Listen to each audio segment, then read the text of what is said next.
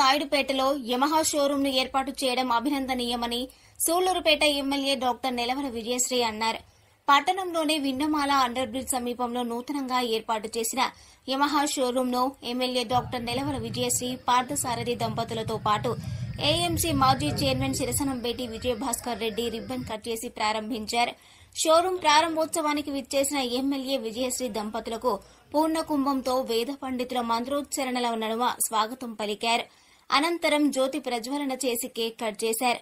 ఈ సందర్భంగా ఎమ్మెల్యే విజయశ్రీ మాట్లాడుతూ నాయుడుపేట ప్రాంతంలో యమహా షోరూం ను అందుబాటులోకి తీసుకురావడం సంతోషంగా ఉంది. నిర్వాహకులు సుబ్రహ్మణ్యంను అభినందించారు.